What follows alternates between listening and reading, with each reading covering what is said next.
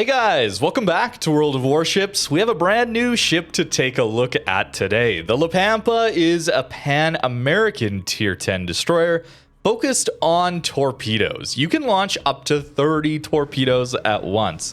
You get 15 total and then this reload booster. These torps go 10.5 kilometers and do 17,500 damage with a base speed of 66 knots. You can buff that up over 70 knots though. So these are rather terrifying torpedoes to deal with. The guns are pretty bad though, unfortunately. There's some trade-offs, certainly. As well as that range being a little bit bad at tier 10, let's just say. Oster comes to try and deal with us on the flank, and that's not a sight you want to see as a destroyer. Yeah, it's gonna be difficult to push into this ship. I would advise not ever pushing a Pampa. This is going to be a premium ship though, so how do you get it? Well, it's going to be an event for tokens, and unfortunately, I don't know the exact cost on it. I'll give you the information that I have, I suppose. It'll be available for 380 tokens of whatever this event is. Up to 510 tokens can be earned through random bundles for 1,000 doubloons each, but there's no mention of how many bundles there are, so I can't actually do some math on how many tokens on average you're going to get per bundle and then determine how much it's going to be costing you. You can get 100 tokens for coal though, no mention on how much that is going to be as far as coal, and then 20 tokens through combat missions. There will be a 20% discount coupon during the first 3 days of the event. So if we take away the combat missions, which you're probably not going to be able to finish in those first 3 days, and say you use the 100 tokens for coal, you'll need 204 tokens. The 20% discount will get you down to around 304 tokens needed, minus the 100 from coal. You'll still need to buy yourself 204 tokens. How much that costs? I don't know. Bunch of different currencies here. As always, really not a fan of these events. Just offer it as a real money purchase or a regular purchase, or for doubloons even. I figure the more different currencies we have in this game, and the more translations you have to go through from regular cash to those currencies, the more obfuscated the price actually is. It's a psychological tactic to get you to just spend more and not really think about it. Not a fan. But let's talk a little bit more about this DD. It's going to struggle in today's meta. I had a very difficult time getting in range to actually use these torpedoes. This was a very common occurrence where you're on the flank where your team's pretty strong and the enemy team kites away. Understandable. And it means you just are not going to get into torpedo range very easily. Because 10.5 kilometer torpedoes at tier 10 means you're inside most radars, and whenever you're trying to torp someone. You have half a kilometer on the standard American 10 kilometer radar, and that 12 kilometer Russian radar is going to be very difficult to deal with. You essentially have to bait it out, and then you can push into torpedo range. You do have 5.8 kilometer detect though, which is quite nice, allowing you to sneak up on enemy gunboats and certainly not out DPM them, but it does allow you to spot them for your team. The gun layout is actually pretty nice here for pushing, certainly. The guns are both in the bow. And as for the DPM, it's a little bit lacking. It's actually 10k DPM worse than Shima, at least when it comes to HE DPM. So you get 2 Jutland turrets is essentially what you're seeing here. So that means that your HE actually has some decent fire chance, but I don't think it's really worth speccing into these guns. The AP is a little better at 152,000 AP DPM, the HE DPM being 123,000. Pretty anemic though with that HE. I don't think you want to go a gun build here, and the main reason comes down to these combat instructions. How you're actually farming progress on these combat instructions has to do with staying undetected. For every 10 seconds that you remain undetected, you get 5% progress here. So it's going to take you quite a while to actually farm up these combat instructions. And what do? They are going to give you an 85% reduction on your consumable reload time for 30 seconds. It's actually not quite enough to fully bring back your torpedo reload booster because that has a cooldown of 330 seconds. Your smoke also has a cooldown of 220 seconds, so you really are reliant on these combat instructions to get back to your smoke and this torpedo reload booster. The heal, thankfully, is an 80-second cooldown base, so that one will come up normally. The other way you can get some progress towards your combat instructions here is going to have to do with hitting some torpedoes. You get 25% progress for every torp you hit. In this game, you can tell we just had a lot of spotting damage. That's pretty cool. We got ourselves a combat scout, but this was very common while playing this ship. I really enjoy playing gearing as a torp boat these days, certainly Holland as well. Having outside more than 12 kilometers of torpedo range makes it rather comfortable to actually make use of your torps in tier 10 these days. At high tier, it can be very, very difficult. I will say though, these combat instructions are pretty cool for using multiple smokes at once.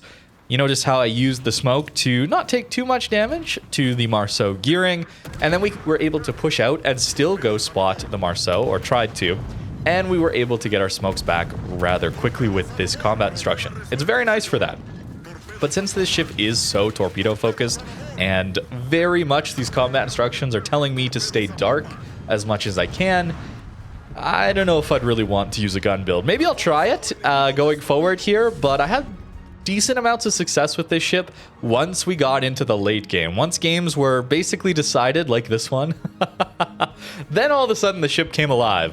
If you're on a flank where the enemy team manages to push through, that's when this ship is going to be at its strongest. But a lot of ships are strong in those scenarios. A lot of other DDs are very good into those scenarios too. So for me, La Pampa isn't actually all that exciting. Maybe it's just because I personally enjoy gunboat DDs much more, the consistency of those DDs. I enjoy that playstyle a little bit more.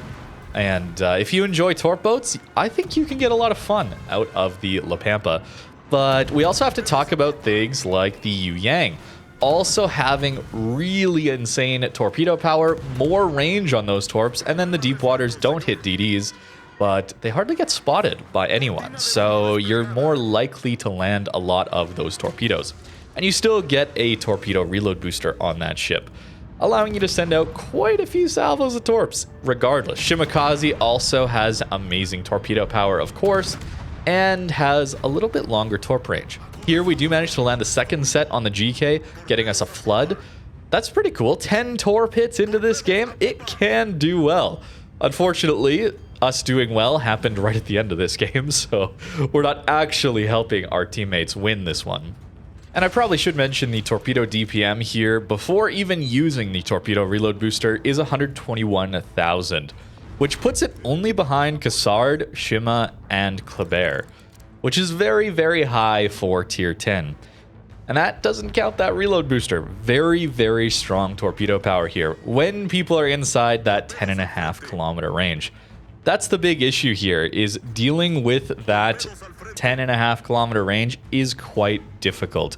Radars, carriers, as we'll see in a little bit, even submarines can be very good at pushing you back and not allowing you to get into range very easily. And you don't necessarily have the gun power to really push back those enemy destroyers that well either. I should probably try a more gun-focused build and see how it goes. I've had a lot of fun in the past messing around with gun build Shimakaze. It's not a good build, but I had some fun with it, and that's maybe something I should try with La Pampa here, especially considering they are Jutland guns. Probably should try some more AP focus on this thing.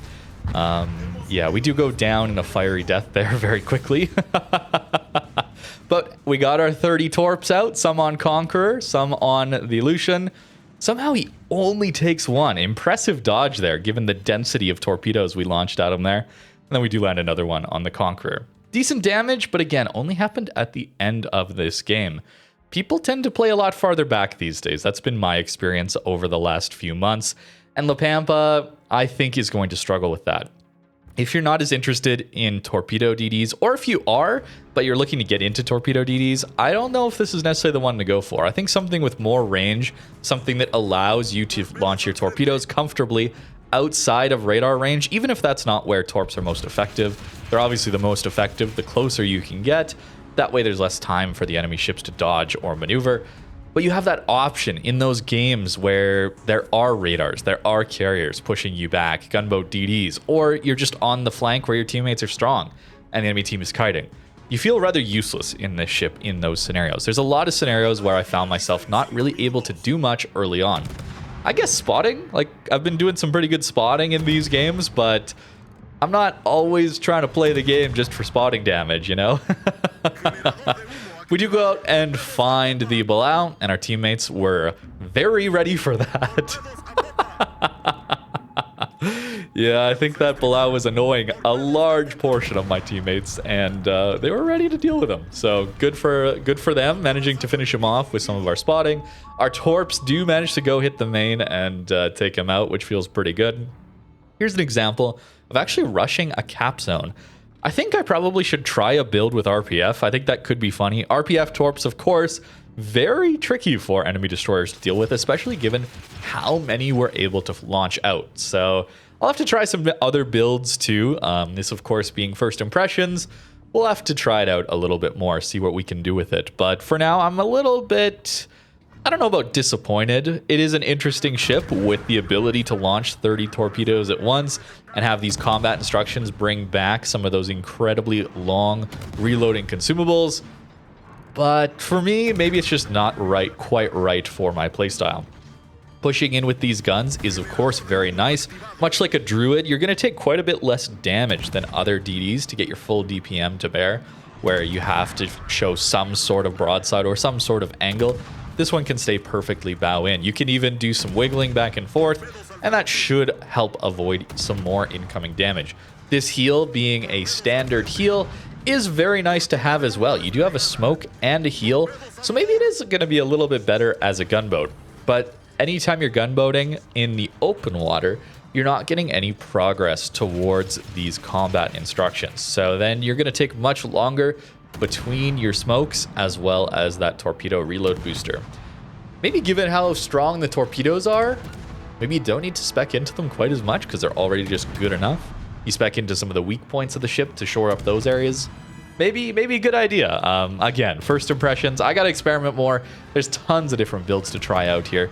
But we do manage to get this cap zone and hopefully avoid the torpedoes. Yes, that will be a problem. No engine boost, no hydro. Dealing with enemy torps could be an issue with this one where you just happen to take enemy torpedoes. Not as much heads up, and you don't quite have that extra maneuverability that, say, we'll see on ships with a engine boost. Although if you do have the Special Commander Lisboa here, you will get a nice 5% boost to your speed after using combat instructions twice. It'll also gain you just 20% of your combat instructions permanently till the end of the game. That's pretty nice to have. Unfortunately, that commander was locked behind those loot boxes and the collection. So if you got unlucky on those boxes, then unfortunately you don't have them yet. I don't know when they're going to bring back those containers, but this is a very powerful commander to get. Also, if you get 175 hits with main guns, you're actually going to get a 5% reload on your main guns and 10% on your torpedo tube. So maybe I've undervalued the gunboat build. As I'm recording this, I'm kind of getting ideas to play some other builds. See what works a little bit better, maybe. Also does things for secondaries, of course. He came out with the Pan-American battleship line, which are insane secondary ships. But on this ship, we're not going to get much value out of that, of course. I don't know. It's interesting. I think maybe the gunboat build isn't as bad as I thought. Certainly, if you're using EP a little bit more, it might be better.